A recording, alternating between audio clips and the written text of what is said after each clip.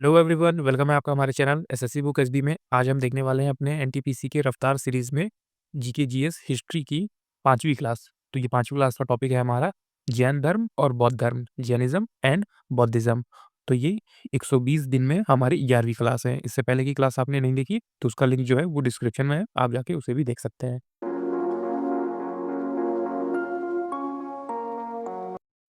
तो आइए दोस्तों, बढ़ते हैं अपने टॉपिक की तरफ। तो इसमें हमारा पहला जो टॉपिक आता है वो हम समझेंगे जैन धर्म के बारे में। तो भारत में जैन धर्म ये कब से शुरू हुआ और ये किस तरह से होता है, तो आइए समझते हैं।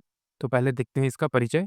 कि जैन धर्म एक प्राचीन धर्म है जो उस दर्शन में निहित है जो सभी जीवित प्राणियों को अनुशासित अहिंसा के माध्यम से मुक्ति का मार्ग एवं आध्यात्मिक शुद्धता और आत्मज्ञान का मार्ग सिखाता है।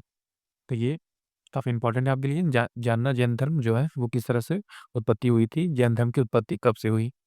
तो 6ठी शताब्दी ईसा पूर्व में जब भगवान महावीर ने जैन धर्म का प्रचार किया तब यह धर्म जो है मुख्य रूप से सामने आया था। इस धर्म में 24 महान शिक्षक हुए जिनमें से अंतिम भगवान जो है वो महावीर थे। आप इनका नाम भी याद रखेंगे कि इस धर्म में 24 महान शिक्षक हुए और इनमें से सबसे अंतिम भगवान मतलब 24वें तीर्थंकर जो थे वो भगवान महावीर थे।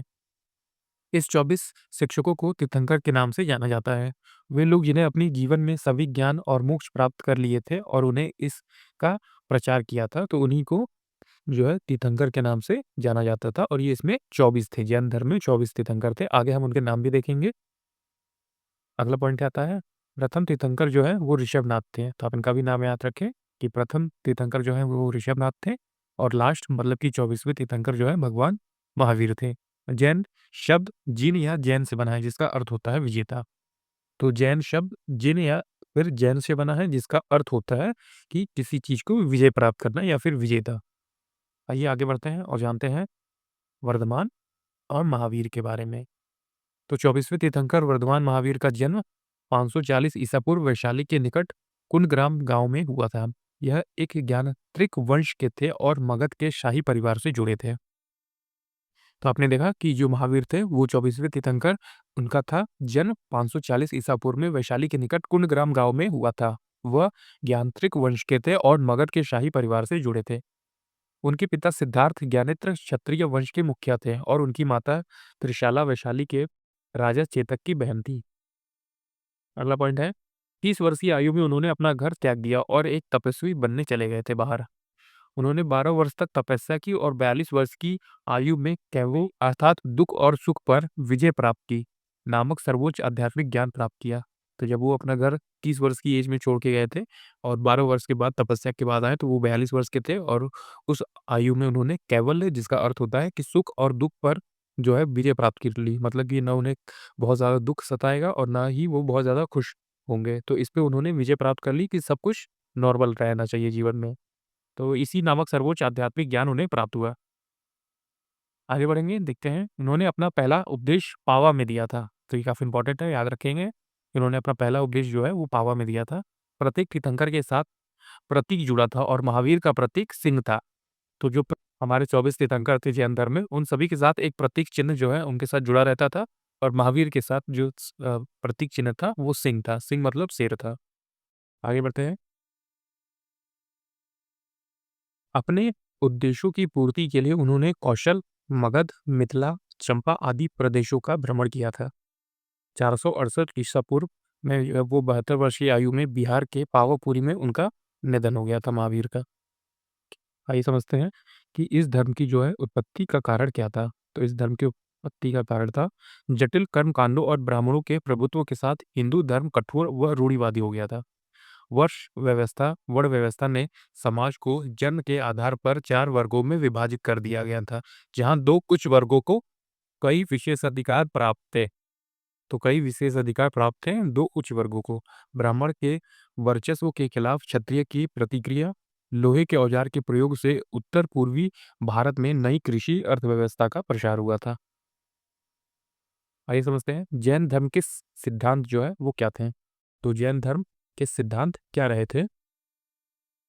इसका मुख्य उद्देश्य मुक्ति की प्राप्ति है, जिसके लिए किसी अनुष्ठान की आवश्यकता नहीं होती। इन 3 सिद्धांत के माध्यम के प्राप्त किया जा सकता है, जिसे थ्री ज्वेल्स या त्रिरत्न कहा जाता है।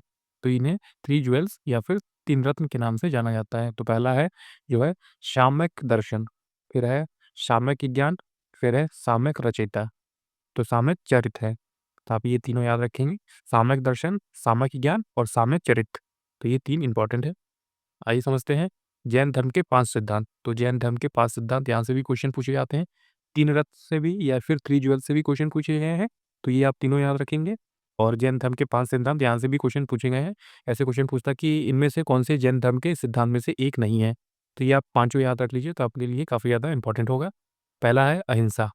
तो अहिंसा जीव को चोट ना पहुँचाना, ज़ाहिर-सी बात है, अहिंसा ना करना, लड़ाई-झगड़ा ना करना। सत्य, तो सत्य मतलब कभी भी झूठ ना बोलना। अस्तेय, अस्तेय मतलब होता है अच्छे से रहना, किसी का चोरी-वोरी करना नहीं है। फिर है अपिग्रह, अपरिग्रह, तो ये संपत्ति का संचय ना करना। और अगला है ब्रह्मचर्य। तो ये 5 सिद्धांत थे, ये काफ़ी ज़्यादा इंपॉर्टेंट है। अहिंसा है, सत्य है, अस्तेय है, अपरिग्रह है और ब्रह्मचर्य है। तो ये 5 सिद्धांत हर बार एग्ज़ाम्स में पूछे गए हैं, तो आप इसे अच्छे से याद रखेंगे। आगे बढ़ते हैं। अगला आता है हमारा जैन धर्म के विद्यालय या फिर संप्रदाय क्या है? तो ये भी इम्पोर्टेंट है, इसको भी देख सकते हैं आप। जैन व्यवस्था को 2 प्रमुख संप्रदायों में विभाजित किया गया है, जो कि है दिगंबर और श्वेतांबर। ये क्या होते हैं? आइए हम नीचे समझेंगे। विभाजन मुख्य रूप से मगध के अकाल के कारण हुआ था, जिसने कि भद्रबाहु के नेतृत्व वाले एक समूह को दक्षिण भारत में स्थानांतरित होने के लिए मजबूर किया था। 12 वर्ष के अकाल के दौरान दक्षिण भारत में समूह सख्त प्रथाओं का कायम रहा, जबकि मगध में समूह ने अधिक ढीला रवैया अपनाया और सफेद कपड़े पहनना शुरू कर दिए थे। काल की समाप्ति के बाद जब दक्षिणी समूह मगध से वापस आया तो बदली हुई प्रथाओं ने जैन धर्म को 2 संप्रदायों में विभाजित कर दिया, मतलब कि उन्होंने 2 अलग-अलग चीज़ों को अपनाना शुरू कर दिया गया था। तो इसी को दिगंबर और श्वेतांबर के नाम से जाना जाने लगा। तो देखते हैं दिगंबर मतलब क्या होता है, यहाँ पे लोग किस तरह से रहते हैं। तो दिगंबर आता है जो कि जैन धर्म से ही जुड़ा है। इस संप्रदाय के साधु पूर्ण नग्नता में विश्वास रखते हैं। पुरुष भिक्षु कपड़े जो है नहीं पहनते, जबकि महिलाएं भिक्षु बिना सिलाई वाली सफ़ेद साड़ी पहनती हैं। ये सभी 5 व्रत तो जैसे कि सत्य, अहिंसा, अस्तेय, अपरिग्रह और ब्रह्मचर्य का पालन करते हैं। मान्यता है कि औरतें मोक्ष प्राप्त नहीं कर सकती। भद्रबाहु इस संप्रदाय के प्रतिपादक थे। तो ये दिगंबर हो गए हैं। इसी तरह आते हैं श्वेतांबर। तो श्वेतांबर क्या है? तो ये साधु सफ़ेद वस्त्र धारण करते हैं, केवल 4 व्रतों का पालन करते हैं, जिसमें कि ब्रह्मचर्य छोड़कर आता है। तो ये भी 4 चीज़ों को पालन करते हैं, जैसे सत्य, अहिंसा, अस्तेय और अपरिग्रह, लेकिन ब्रह्मचर्य यहाँ पे श्वेतांबर नहीं करते। फिर नेक्स्ट आता है इनका इनका जो विश्वास है कि महिलाएं मुक्ति प्राप्त कर सकती हैं। स्थूलभद्र इस संप्रदाय के प्रतिपादक थे। तो श्वेतांबर और दिगंबर में ये डिफरेंस होता है, तो आप इसे याद रखेंगे। दिगंबर जो लोग हैं वो कपड़े नहीं पहनते और वो पूर्णतः नग्नता में विश्वास रखते हैं, और जो है महिलाएं वो बिना सिलाई वाली सफ़ेद साड़ी पहनती हैं, जबकि श्वेतांबर जो है वो कपड़े धारण करते हैं, सफ़ेद वस्त्र धारण करते हैं और 4 व्रतों का पालन करते हैं ब्रह्मचर्य को छोड़कर। और इसमें दिगंबर का मानना था कि औरतें मोक्ष प्राप्त नहीं कर सकती, और जबकि श्वेतांबर जो कहते थे कि मोक्ष प्राप्त कर सकती हैं। तो ये भी इम्पोर्टेंट है, आप इनको याद रखें। भद्रबाहु इस संप्रदाय के प्रतिपादक थे, और यहाँ पे स्थूलभद्र इस संप्रदाय के प्रतिपादक थे, मतलब श्वेतांबर के थे स्थूलभद्र और दिगंबर के थे भद्रबाहु। आइए सबसे इम्पोर्टेंट चीज़ देखते हैं, 24वें तीर्थंकर के नाम और उनके प्रतीक चिन्ह। तो ये भी इम्पोर्टेंट है। आप देख पा रहे होंगे कि 24 तीर्थंकर रहे थे और उनके नाम के आगे वो किसी न किसी चिन्ह से संबंधित थे। जैसे आप देख सकते हैं कि जैन धर्म में और बौद्ध धर्म में जो है बड़ी समानता है, किंतु अब ये साबित हो चुका है कि बौद्ध धर्म की तुलना में जैन धर्म अधिक प्राचीन है। जैनों का मानना है कि हमारे 24 तीर्थंकर हो चुके हैं, जिनके द्वारा जैन धर्म की उत्पत्ति और विकास हुआ। क्या आपको पता है कि जैन धर्म में 23वें तीर्थंकर का नाम क्या है? यदि आप परीक्षा की तैयारी कर रहे हैं, तो आप इसका जवाब अच्छे से दे पाएँगे। तो आइए समझते हैं कि जैन धर्म में इन सभी का नाम क्या था और ये इनका जो प्रतीक चिन्ह है, वो किस तरह से था। तो ये देख सकते हैं कि ये कुछ जो है तीर्थंकर हैं और इनका जो है प्रतीक चिन्ह और नाम हम नीचे देखेंगे। तो इसमें जानो आप नाम देख पा रहे हैं कि 24 जैन तीर्थंकर के नाम और उनके प्रतीक चिन्ह देखने वाले हैं हम। तो इसमें पहला नाम आता है श्री ऋषभनाथ, जो कि इनका संबंध है किससे? इनका प्रतीक चिन्ह बैल है। तो आप समझेंगे कि पहले जो 24वें तीर्थंकर में से सबसे पहले तीर्थंकर थे, उनका नाम है श्री ऋषभनाथ। दूसरे तीर्थंकर को हम समझेंगे, इनका नाम था श्री अजीतनाथ और इनका संबंध था प्रतीक चिन्ह हाथी से। फिर तीसरे थे संभवनाथ, तो आप देख पा रहे हैं इनका नाम, इनका संबंध था अश्व मतलब घोड़े से। फिर चौथे हैं अभिनंदन, नाथ, इनका संबंध बंदर से था। फिर है श्री सुमतिनाथ, जो कि चकवा से संबंधित थे। छठवा है श्री पद्मप्रभ, तो इनका संबंध कमल से था। फिर अगला है श्री सुपार्श्वनाथ, इनका संबंध स्वास्तिक से था। स्वास्तिक चिन्ह होता है, साथिया चिन्ह होता है। फिर अगला है श्री चंद्रप्रभ, जो कि चंद्रमा से रिलेटेड थे। फिर 9वें हैं श्री पुष्पदंत, जो कि मगर से रिलेटेड है। 10वें हैं श्री शीतलनाथ, जो कि कल्प वृक्ष से संबंधित है। फिर 11वें हैं श्री श्रेयंसनाथ, जो कि गेंडा से संबंधित है, मतलब कि इनका प्रतीक चिन्ह गेंडा है। फिर 12वां है श्री वासुपूज्य, जो उनका संबंध भैंसे से है। फिर है 13वें तीर्थंकर श्री विमलनाथ, जो कि शुक्र से संबंधित है। चौथे हैं 14वें हैं जो कि है श्री अनंतनाथ, से ही से इनका संबंध है, प्रतीक चिन्ह। 15वें जो तीर्थंकर है वो है धर्मनाथ, वज्र दंड से संबंधित है। श्री शांतिनाथ, जो कि हिरण से संबंधित है। श्री कुंतुनाथ, बकरा से संबंधित है। श्री अहरनाथ, महली से, मछली से। 19वें तीर्थंकर है मल्लीनाथ, कलश से संबंधित है। श्री मुनीश श्रुतनाथ, जो कि कछुआ से संबंधित है। श्री मणिनाथ, नीलकमल से रिलेटेड है। श्री मेनीनाथ, जो कि शंख से रिलेटेड है। और 23वां जो काफी इंपॉर्टेंट है श्री पार्श्वनाथ, सर्प से संबंधित है। और 24वें है श्री महावीर, जो कि सिंह से संबंधित है। तो ये आप याद रखेंगे, ये काफी इंपॉर्टेंट 24 तीर्थंकर थे। आपको लगभग जो है ऊपर से 1, 2, 3 और 4 तक आपको याद रखने हैं, जो कि एग्जाम्स में पूछे गए हैं हर बार, क्योंकि 24 तीर्थंकर को याद रखना थोड़ा सा जो है कठिन है, तो इसलिए आप ऊपर से 3, 4 और नीचे से 2 से 3 याद रख सकते हैं। जैसे पहला ऋषभनाथ काफी इंपॉर्टेंट है, अजीतनाथ ये भी इंपॉर्टेंट है, श्री संभवनाथ और श्री अभिनंदननाथ। ये लास्ट से आते हैं हमारे, जो कि है 22 से श्री मैनीनाथ, फिर 30वें हैं श्री पार्श्वनाथ और 24वें हैं श्री महावीर। आइए समझते हैं कि इनके क्वेश्चन जो है एनटीपीसी एग्जाम्स में किस तरह से आते हैं। तो ये पहला क्वेश्चन आता है, आप देख पा रहे हैं, जैन धर्म से है, जैनिज्म से। 19वीं शताब्दी में निर्मित अजमेर का सोनी जी की सानिया मंदिर, सोनी जी नसिया मंदिर बैस को समर्पित है। तो किसको समर्पित है ये संबंधित है भगवान ऋषभदेव को। तो 19वीं शताब्दी में निर्मित सोनी जी की नसिया मंदिर अजमेर शहर में स्थित एक जैन मंदिर है। इसे लाल मंदिर भी कहते हैं। ये मंदिर जैन धर्म के प्रथम तीर्थंकर ऋषभदेव को समर्पित है।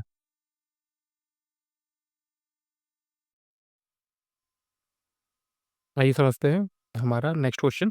तो अगला क्वेश्चन आता है हमारा, 6वीं शताब्दी ईसा पूर्व के प्रारंभ में भगवान महावीर का जन्म निम्नलिखित में से किस स्थल पर हुआ था? तो किस स्थल पे हुआ था? वैशाली में हुआ था। ऑप्शन नंबर सी आपका इसमें राइट आंसर हो जाएगा। तो नीचे आप देख पा रहे हैं, महावीर स्वामी जैन धर्म के 24वें एवं अंतिम तीर्थंकर थे। इनका जन्म 540 ईसा पूर्व में कुंडग्राम, जो कि वैशाली में हुआ था।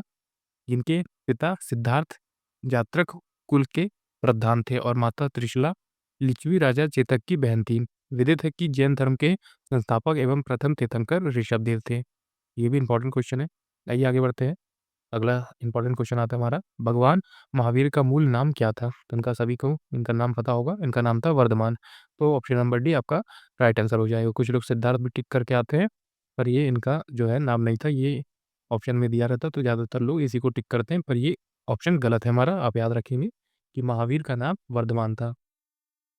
भगवान महावीर का मूल नाम वर्धमान था। महावीर का जन्म प्राचीन वज्जी गणतंत्र के राजधानी वैशाली के निकट कुंडग्राम के जातक कुल में प्रधान सिद्धार्थ के यहाँ जो है 540 ईसा पूर्व में हुआ था। तो आप इनको याद रखेंगे कि जो सिद्धार्थ है वो उनके पिता का नाम था।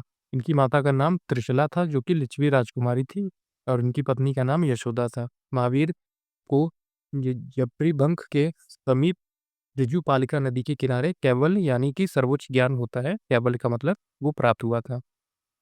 आगे बढ़ते हैं, अगला क्वेश्चन आता है, क्योंकि है जैन मठ संस्थाओं को क्या कहा जाता है? तो जैन मठ संस्थाओं को कहा जाता है ऑप्शन नंबर डी, जो है ये कहा जाता है बसादेश।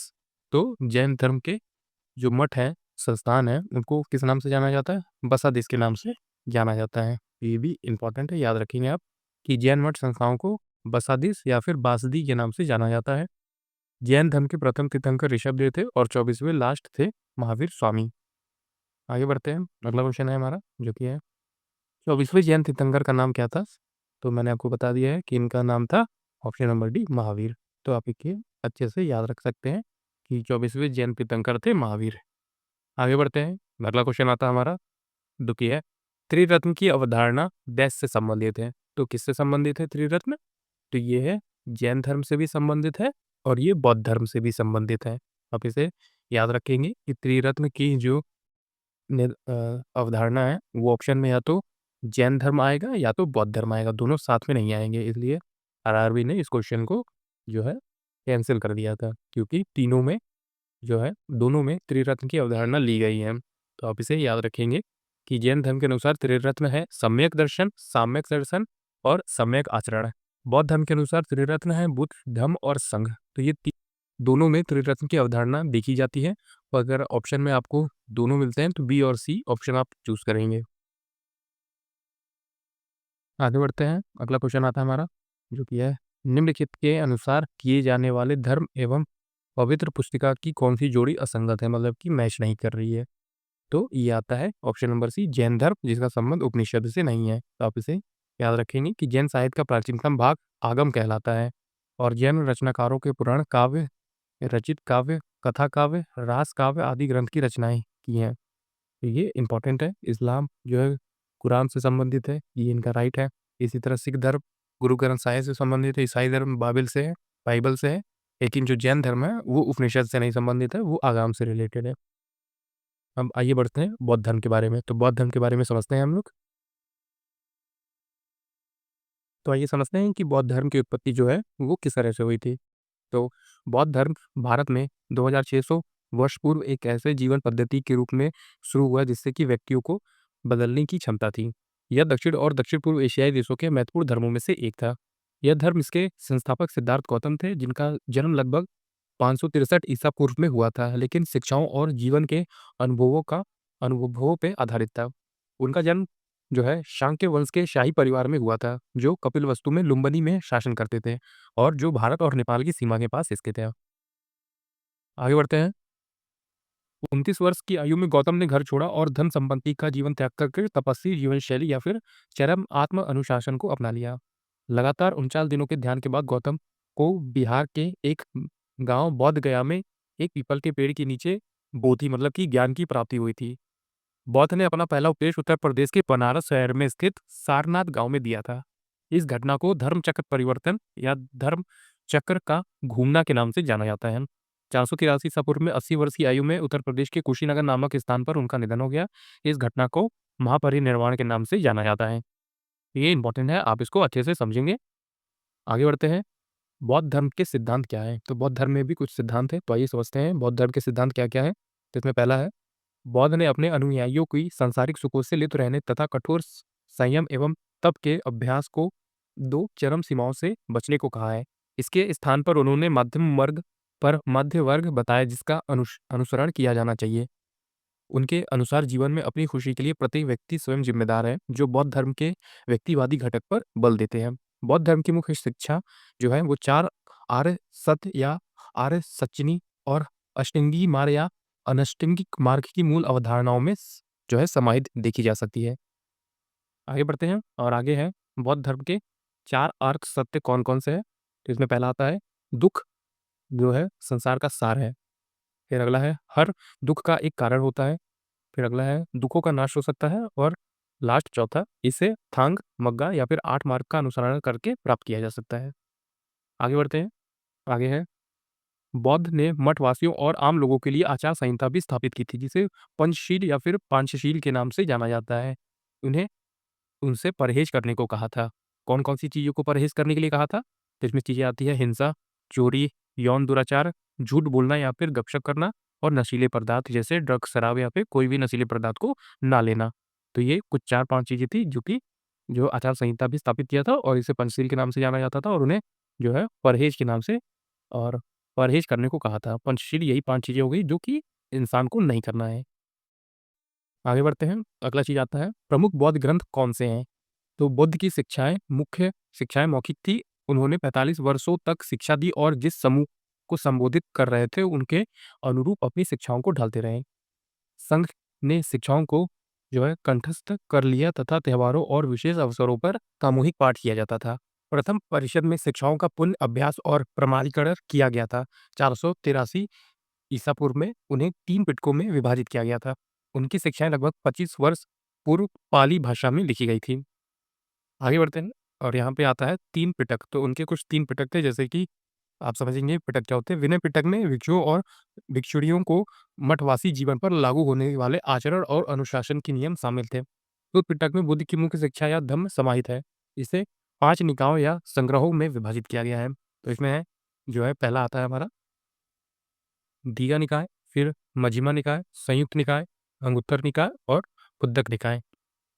आगे बढ़ते हैं, अगला क्वेश्चन है हमारा जो कि एनटीपीसी में आया हुआ है, एमसी प्रीवियस ईयर क्वेश्चन है, बौद्ध धर्म से रिलेटेड है। तो इसमें क्वेश्चन आता है, बौद्ध ने अपना प्रथम उपदेश सारनाथ में अपना 5वां शिष्यों को दिया था, 5 शिष्य को दिया था, जिसे डैश कहा जाता है। तो धर्म चक्र परिवर्तन के नाम से इसे जाना जाता है। तो ऑप्शन नंबर ए आपका इसमें राइट आंसर हो जाएगा।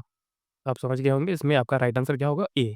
तो जैसे आप पीछे देख रहे हैं, उरुवेला में ज्ञान प्राप्त करने के बाद गौतम बुद्ध ने अपना पहला उपदेश सारनाथ में 5 ब्राह्मणों को दिया था, जिसे धर्म चक्र परिवर्तन के नाम से जाना जाता है। बौद्ध ने सर्वाधिक उपदेश कौशल के राजधानी श्रावस्ती तथा महावीर स्वामी के सर्वाधिक उपदेश राजगृह में दिए गए थे। आगे बढ़ते हैं, अगला क्वेश्चन आता है हमारा, वैशाली में द्वितीय बौद्ध संगति सेकेंड बुद्धिस्ट काउंसिल डैश द्वारा संचालित की गई थी। किसके द्वारा? तो ये किया गया था कालाशोक के द्वारा। ऑप्शन नंबर भी आपका राइट आंसर हो जाएगा, कालाशोक के द्वारा किया गया था।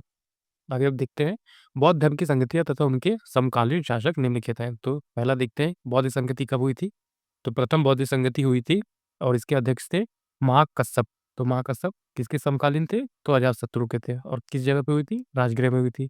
द्वितीय संगति, इसके अध्यक्ष साबाकामी थे और ये किसके समकालीन शासक थे? तो ये कालाशोक के समकालीन शासक थे और ये कहाँ पे, किस जगह पे? वैशाली में हुआ था। फिर अगला है तीसरा तृतीय संगति, जिसे अध्यक्ष थे मोगल्ली पुट्टिसस और ये समकालीन थे अशोक के और स्थान था पाटलिपुत्र। चौथी संगति वसुमित्र कनिष्क के द्वारा हुई थी और कहाँ पे? कुंडलवन में हुई थी। अगले है, आगे क्वेश्चन आता है हमारा, तो वैसे क्वेश्चन देख रहे हैं, 3 पिटकों में से अभिधम्म पिटक डैश से संबंधित है। जो 3 पिटक में से अभिधम्म पिटक है वो किससे संबंधित है? ये संबंधित है दार्शनिक मामलों से। तो ऑप्शन नंबर सी आपका राइट आंसर हो जाएगा। तो 3 पिटक संबंधित है, जो है अभिधम्म पिटक दार्शनिक मामलों से संबंधित है। आगे बढ़ते हैं, अगला क्वेश्चन आता है हमारा, निम्नलिखित में से किस स्थान पर गौतम बुद्ध ने आत्मज्ञान प्राप्त किया था? तो किस स्थान पे किया था? बोध गया में किया था। ऑप्शन नंबर सी आपका राइट आंसर हो जाएगा। तो आप देखेंगे कि कौन सा स्थान ऐसा था जहाँ गौतम बुद्ध ने अपना आत्मज्ञान प्राप्त किया, तो बोध गया में किया था। तो इसे देखते हैं, गौतम बुद्ध ने जो है बौद्ध धर्म की स्थापना की। इनका जन्म 563 ईसा पूर्व में कपिलवस्तु लुम्बिनी नामक स्थान पर हुआ था। इन्हें 35 वर्षीय आयु में वैशाख पूर्णिमा की रात निरंजना फाल्गु नदी के किनारे पीपल वृक्ष के नीचे बोध गया में ज्ञान प्राप्त हुआ था। इन्होंने अपना पहला उपदेश जो है सारनाथ में दिया, जिसे बौद्ध ग्रंथों में धर्म चक्र परिवर्तन कहा गया है। आगे बढ़ते हैं, अगला क्वेश्चन आता है हमारा, हीनयान और महायान किस धर्म से पंथ है? तो किस धर्म के पंथ है? तो ये है बौद्ध धर्म के। तो आप इसे याद रखेंगे, हीनयान और बौद्धयान जो है महायान, ये किससे संबंधित है? तो बौद्ध धर्म से ये संबंधित है। आगे बढ़ते हैं, अगला क्वेश्चन आता है हमारा, सिंह चतुर्मुख स्तंभ कहाँ स्थित है? तो सिंह चतुर्मुख स्तंभ जो है कहाँ स्थित है? सारनाथ में स्थित है। ऑप्शन नंबर ए आपका ये राइट आंसर हो जाएगा। जैसे आप नीचे देख पा रहे हैं कि महात्मा बुद्ध ने ज्ञान प्राप्ति के बाद अपना पहला उपदेश सारनाथ में दिया था, जिसे धर्मचक्र परिवर्तन कहा जाता है। जैन ग्रंथों में सारनाथ को सिंहपुर कहा गया था। सारनाथ में अशोक का चिन्ह, चतुर्भुज स्तंभ, बुद्ध का मंदिर, धमिक स्तूप, चौखंडी स्तूप, सारनाथ का वस्तु संग्रहालय और मूल गंधक कुटी आदि दर्शनीय स्थल है। तो सिंह चतुर्मुख स्तंभ कहाँ स्थित है? तो ये सारनाथ में स्थित है। आगे आते हैं, आगे देखते हैं अपना अगला क्वेश्चन, जो कि है बौद्धित्व की अवधारणा इनमें से किससे संबंधित है? तो ये संबंधित है किससे?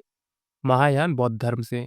तो इसमें आप याद रखेंगे कि बौद्धित्व की इस अवधारणा कहाँ से संबंधित है, किससे? तो महायान बौद्ध धर्म से ये संबंधित है। आगे बढ़ते हैं, अगला क्वेश्चन आता है हमारा, गौतम बुद्ध ने निम्नलिखित उपदेशों में से किसके अग्नि उपदेश फायर सेरेमन के रूप से जाना जाता है? तो अग्नि उपदेश के नाम से किसे जाना जाता है? तो ये जाना जाता है अदिति पर्याय सुत को। तो ऑप्शन नंबर बी आपका राइट आंसर हो जाएगा। अदिति पर्याय सुत को इसे जाना जाता है। ऑप्शन नंबर बी आप देख पा रहे हैं, अदिति पर्याय सुत को अग्नि उपदेश के रूप से जाना जाता है। इस प्रवचन में बुद्ध 5 इंद्रियों और मन से वैराग्य के माध्यम से दुख की मुक्ति प्राप्त करने पर उपदेश देते हैं। आगे बढ़ते हैं, अगला क्वेश्चन आता है हमारा, जातक कथाएं डैश से संबंधित है। तो किससे? तो बौद्ध धर्म से संबंधित है। ऑप्शन नंबर बी आपका इसमें राइट आंसर हो जाएगा। अगला है, जातक कथाएं साहित्यिक रचनाएं हैं जो गौतम बुद्ध के पिछले जन्म के बारे में है। यह बौद्ध ग्रंथ त्रिपिटक का भाग है। बौद्ध धर्म की स्थापना गौतम बुद्ध ने 5वीं शताब्दी में किया था, तो आप इसे याद रखेंगे। आगे बढ़ते हैं। अगला क्वेश्चन आता है हमारा, बौद्ध चरितम नामक महाकाव्य किसने लिखा था? तो किसने लिखा था? तो अश्वघोष के द्वारा इसे लिखा गया था। ऑप्शन नंबर डी आपका राइट आंसर हो जाएगा। तो जैसा कि आप मुझे अभी देख पा रहे हैं कि बौद्ध चरितम महाकाव्य के लेखक अश्वघोष है। बौद्ध चरितम संस्कृत का महाकाव्य है। इसकी रचना 2वीं शताब्दी में हुई थी। इस महाकाव्य में गौतम बुद्ध का जीवन चरित्र वर्णित किया गया है। बौद्ध चरित्र में 28 सर्ग है, जिसमें कि 14 सर्गों तक बुद्ध की जन्म से रिलेटेड है। तो आप इसे याद रखेंगे। बुद्ध चरितम नामक जो महाकाव्य है उसको लिखा था अश्वघोष के द्वारा। इंपॉर्टेंट क्वेश्चन है, स्टार्ट मार्क आप कर सकते हैं इसको। आगे बढ़ते हैं। अगला क्वेश्चन आता है हमारा, निम्नलिखित में से कौन सा स्थल बुद्धों के तीर्थ स्थलों में से एक नहीं है? तो ऐसा कौन सा स्थल है यहाँ पे बौद्ध तीर्थ स्थल नहीं माना गया है? तो वो ग्वालियर हो जाएगा। ऑप्शन नंबर सी आपका इसमें राइट आंसर बनता है। ग्वालियर को बौद्ध स्थल नहीं माना गया है। आगे बढ़ते हैं। गौतम बुद्ध का जन्म कहाँ हुआ था? तो ये काफी इंपॉर्टेंट क्वेश्चन है, हर बार किसी न किसी शिफ्ट में आपसे पूछा जाता है। तो ये हुआ था लुम्बिनी में। ऑप्शन नंबर बी लुम्बिनी इसका राइट आंसर हो जाएगा। नीचे आप देख पा रहे हैं, नीचे इंपॉर्टेंट चीजें लिखी है कि बौद्ध धर्म के संस्थापक गौतम बुद्ध थे। इन्हें एशिया का ज्योति या फिर लाइट ऑफ एशिया के नाम से जाना जाता था। गौतम बुद्ध का जन्म 563 ईसा पूर्व कपिल वस्तु के लुम्बिनी में है, जो भी वर्तमान में नेपाल में स्थित है, वहां पे हुआ था। तो आप इसे याद रखेंगे कि गौतम बुद्ध का जन्म लुम्बिनी में हुआ था, जो भी इस समय नेपाल में स्थित है। आगे बढ़ते हैं। अगला क्वेश्चन है हमारा, उस बौद्ध ग्रंथ का नाम बताइए जिसने कि भिक्षुओं के लिए नियमों का उल्लेख किया था। तो ये जो है कौन सा ग्रंथ था? तो विनय पिटक था। ऑप्शन नंबर बी आपका राइट आंसर हो जाएगा। तो ये विनय पिटक था जिसमें कि भिक्षुओं के लिए नियम बताए गए थे। जैसे कि आप नीचे देख पा रहे हैं, बौद्ध धर्म के बारे में हमें विशद ज्ञान त्रिपिटक, विनय पिटक और सुत्त पिटक एवं अभिधम्म पिटक से प्राप्त होता है। सुत्त पिटक में बौद्ध की धार्मिक विचारों व उपदेशों को संवादों के रूप में संकलित किया गया है। विनय पिटक में संघ के भिक्षु एवं भिक्षुणी के लिए बनाए गए हैं और अनुशासन संबंधी नियमों का संग्रह किया गया है। अभिधम्म पिटक में बौद्ध मतों की दार्शनिक व्याख्या की गई है और परंपरा की ऐसी मान्यता है कि पिटक का संकलन अशोक के समय में संपन्न तृतीय बौद्ध संस्कृति में मोगली पुत्र तिस्स ने किया था।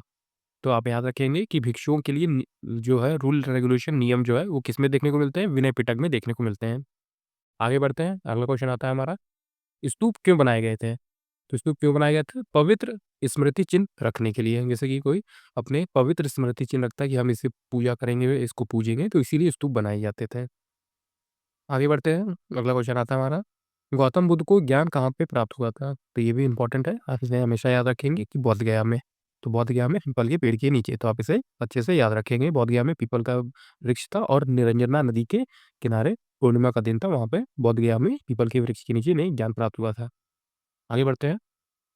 अगला क्वेश्चन है, बौद्ध तीर्थ स्थान दाद का मंदिर कहाँ स्थित है? तो ये कुछ अटपटे क्वेश्चन होते हैं जिसको कि आप हमेशा रट लीजिए।